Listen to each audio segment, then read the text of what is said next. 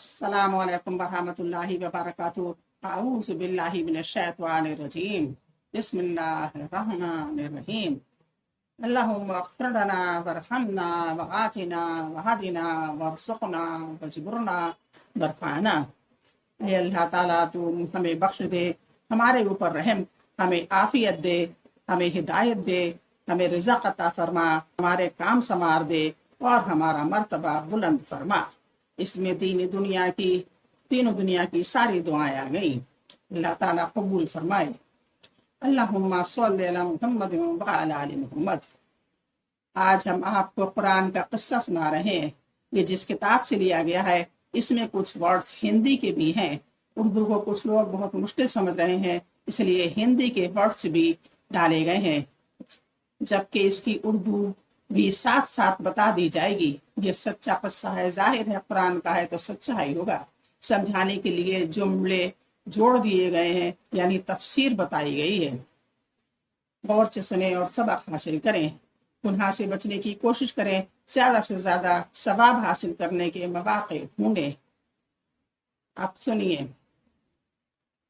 मिरत सागर यानी कि अलग अलग जुबानों के विभिन्न तरह तरह के नक्शों को देखें तो उसमें आपको मिरत सागर के ये नाम नजर आएंगे।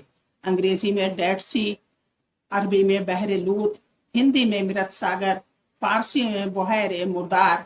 ये मिरत सागर उर्दन जॉर्डन के मशहूर शहर अल कुरूक के उत्तर में लंबा लंबा फैला हुआ है।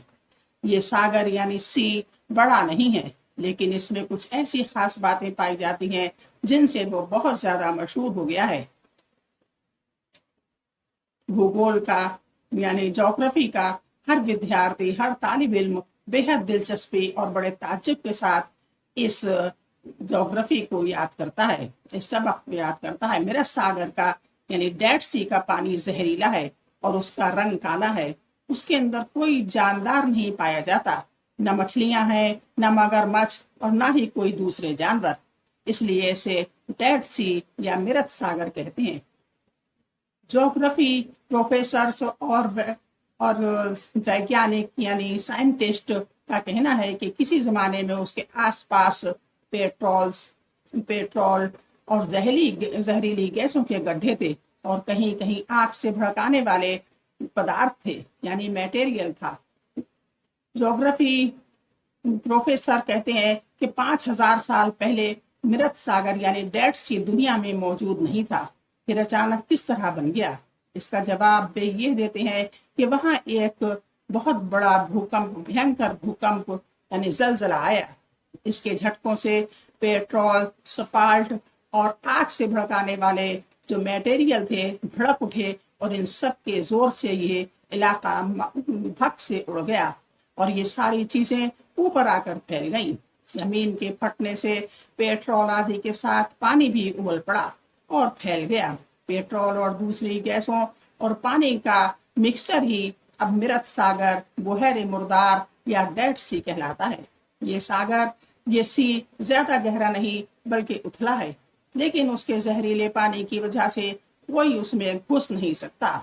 इतना ही नहीं, जहरीले पदार्थों यानी जहरीले मटेरियल्स के उबल पड़ने की वजह से इसके आसपास का इलाका भी बर्बाद हो गया।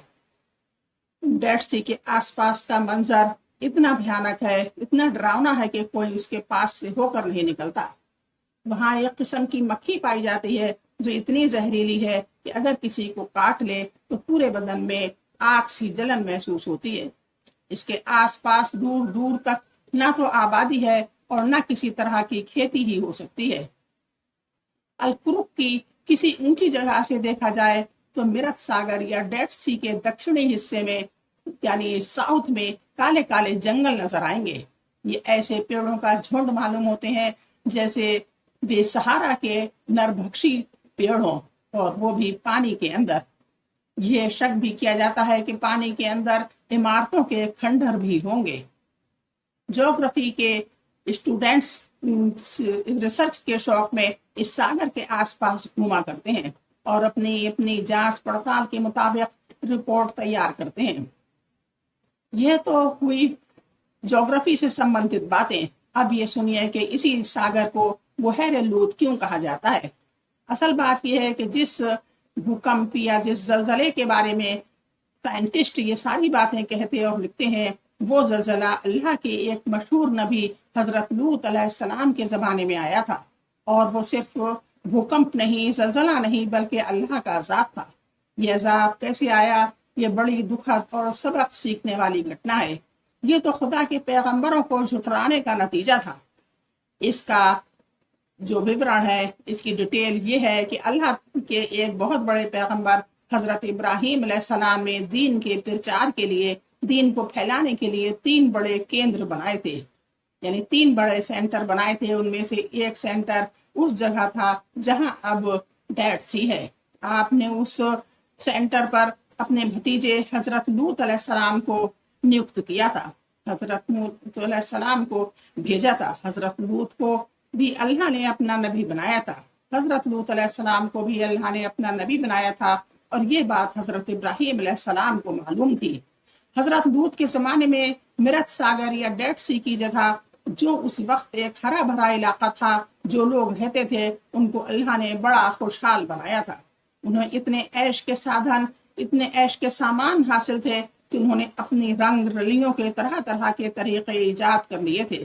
جب ایک طریقے سے ان کا جی بھر جاتا تو پھر دوسرا طریقہ نکال لیتے۔ آخر میں شیطان نے انہیں ایک ایسے گندے روگ میں پھنسا دیا جو اس علاقے پر اللہ کا عذاب لانے کی وجہ بنا۔ حضرت لوط علیہ السلام اس قوم پر نبی بنائے گئے تھے، اس لیے وہ قوم لوط کے نام سے مشہور ہوئی۔ حضرت لوط کے زمانے میں یہ قوم ایک ایسی گندی عادت میں پھنسی ہوئی تھی جسے شبدوں میں بیان کرنا بھی شرم کی بات ہے۔ پاک قرآن میں حضرت لوط علیہ السلام کی قوم کی اس برائی کا بیان ہوا ہے۔ حضرت لوط علیہ السلام اپنی قوم کو سمجھاتے ہوئے کہتے ہیں، کیا تم دنیا کی مخلوق میں سے مردوں کے پاس آتے ہو اور تمہاری بیویوں میں تمہارے رب نے تمہارے لیے جو کچھ پیدا کیا ہے اسے چھوڑ دیتے ہو؟ بلکہ تم لوگ تو حد سے ہی گزر گئے ہو۔ 166 سورت 26ویں سورت 165-166 آیت۔ یہاں لفظ بلکہ اپنے اندر بڑے معنی رکھتا ہے۔ اس کا مطلب یہ ہے کہ لوط کی قوم میں یہی نہیں بلکہ اور بھی بہت سی برائیاں تھی۔ وہ ڈکیتیاں بھی ڈالتے تھے اور اتنے بے غیرت ہو گئے تھے کہ مجلسوں میں بیٹھ کر کھلم کھلا بدکاری کرتے تھے، اور اس طرح کی بہت سی برائیاں ان میں تھی۔ ان کی بدکاری اور برائیوں پر حضرت لوط علیہ السلام ان کو ٹوکتے تھے اور برا بھلا کہتے تھے اور اللہ کے عذاب سے انہیں ڈراتے تھے، لیکن پانی کچھ ایسا سر سے اونچا ہو گیا تھا کہ وہ لوگ اپنے ککرموں پر گرو محسوس کرتے تھے، یعنی اپنے ککرموں کو بہت اچھا سمجھتے تھے اور پراؤڈ محسوس کرتے تھے۔ اور جو لوگ حضرت لوط علیہ السلام کے انویائی، یعنی حضرت لوط علیہ السلام کے ماننے والے بن گئے تھے اور نیک ہو گئے تھے، ان کو سہن نہیں کرتے تھے۔ آخر میں ان پاپیوں نے جو طے کیا وہ انہی کے لفظوں میں سنیے۔ لوط اور اس کے خاندان والوں اور ساتھیوں کو اپنی بستیوں سے نکال باہر کرو۔ یہ وہ لوگ کہہ رہے ہیں جو ان کے خلاف، لوط علیہ السلام کے خلاف تھے۔ لوط اور اس کے خاندان والوں اور ساتھیوں کو جو اس کی بات مانتا ہے اپنی بستیوں سے نکال باہر کرو۔ یہ لوگ بڑے پاک باز بنتے ہیں، ان سنتوں کو یہاں سے چلتا کرو۔ جی ہاں، اسی طرح ان کی بے عزتی کی اور مذاق اڑایا۔ یہ ڈھٹائی کی آخری حد تھی۔ ان کی ڈھٹائی اور حضرت لوط علیہ السلام کی تبلیغ کے بارے میں اور بھی بہت سی گھٹنائیں ہیں۔ کس کس کا بیان کیا جائے، ہم انہیں چھوڑتے ہیں۔ سنکھیپ میں یہ کہ اس بدتمیز قوم نے اللہ کے نبی اور ان پر ایمان لانے والے ساتھیوں سے کہہ دیا کہ تم لوگ ہماری بستی سے نکل جاؤ۔ حضرت لوط علیہ السلام کے پاس اللہ تعالیٰ نے حضرت لوط علیہ السلام کے پاس اللہ تعالیٰ نے 2 فرشتے بھیجے جنہوں نے اللہ کا حکم سنایا کہ اب تم اس شہر کو چھوڑ کر کہیں اور چلے جاؤ، ہم اس قوم کو برباد کر دیں گے۔ یہ دونوں فرشتے 2 خوبصورت لڑکوں کی شکل میں اللہ کے نبی کے پاس آئے تھے۔ اس بدکار قوم نے جب انہیں دیکھا تو ان کے لوگ دوڑے کہ ان لڑکوں کو پکڑ کر اپہرن کر لیا جائے، ان کو بند کر لیا جائے۔ انہیں کیا خبر تھی کہ یہی دونوں لڑکے انہیں دنیا سے مٹانے کے لیے آئے تھے۔ حضرت لوط علیہ السلام جانتے تھے، وہ گھبرا گئے کہ قوم تباہی کے گڑھے پر ہے۔ انہوں نے پھر ایک کوشش کی اور اپنی زبان کی پوری طاقت لگا دی، لیکن ان کی قوم تو جیسے ان خوبصورت لڑکوں کو دیکھ کر بری بھاونا سے دیوانی ہوئی جا رہی تھی۔ ان کے دل و دماغ میں برے خیالات تھے، انہوں نے ایک نہ سنی۔ آخر فرشتوں نے اللہ کا فیصلہ سنایا، حضرت لوط علیہ السلام سے کہا اب آپ یہاں سے دوسری جگہ چلے جائیے اور اپنے ساتھیوں کو بھی لے جائیے، خدا کے حکم میں دیر نہیں ہوگی۔ اللہ نے نبیوں کے دلوں کو بہت نرم بنایا تھا۔ حضرت لوط علیہ السلام افسوس کرتے ہوئے اپنی بستی سے نکل گئے۔ یہ بھی یاد رکھنے کی بات ہے، یہ بھی یاد رکھنے والی بات ہے کہ ان کی بیوی نے ساتھ جانے سے انکار کر دیا۔ ان کے ساتھ تھوڑے سے مومن لوگ تھے۔ اس وقت صبح ہو رہی تھی اور پاؤ پھٹ رہی تھی۔ حضرت لوط علیہ السلام اور ان کے ساتھیوں کے جانے کے بعد ایک زبردست دھماکہ ہوا اور ایک طوفان نے گھیر لیا۔ اس طوفان کے ساتھ اس قوم پر پتھروں کی بارش ہونے لگی، اوپر سے ہوا اور نیچے زمین سے بھی اس قوم کو برداشت نہ کیا۔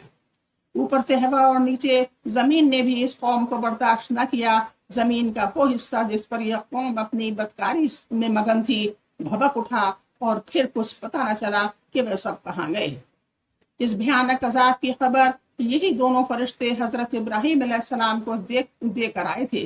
وہ یہاں سے چلے اور جب اس علاقے کے پاس آئے تو دور سے دھواں ہی دھواں دیکھا۔ اللہ کے نافرمانوں کا یہ انجام دیکھ کر وہ دیکھتے ہی رہ گئے۔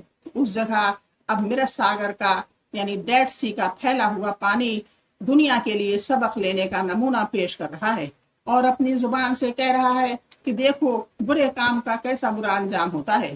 آج بھی دیکھنے والے دیکھتے ہیں کہ ڈیڈ سی کے دکشن پورب میں ایسٹ ویسٹ میں جو علاقہ ایک دم ویران اور سنسان پڑا ہے، اس میں ڈھیر سارے پرانے محلوں کے کھنڈر موجود ہیں، جو اس بات کا ثبوت ہے کہ کسی زمانے میں یہ علاقہ بڑا آباد اور خوشحال تھا۔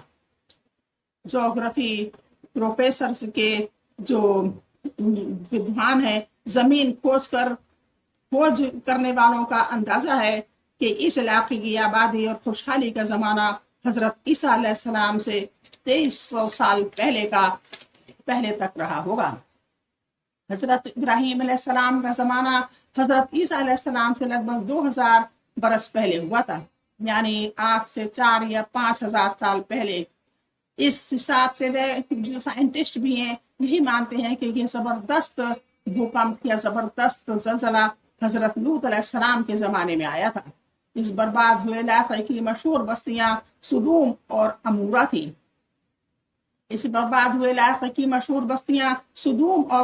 تھیں۔ آج ان بستیوں کے اوپر مرت ساگر یا ڈیڈ سی کا زہریلا پانی پھیلا ہوا ہے اور وہ اس کے نیچے ڈوبے ہوئے ہیں۔ انا للہ و انا الیہ راجعون، ہم اللہ کے لیے ہیں اور ہمیں تو اسی کی طرف پلٹنا ہے۔ اللہ حافظ، السلام علیکم۔ یہ آج قصہ تھا، آپ اس کو غور سے سنیں اور سبق حاصل کریں اور ہم سب لوگوں کو اللہ پاک راہ ہدایت پر ڈالے۔ اللہ حافظ، السلام علیکم۔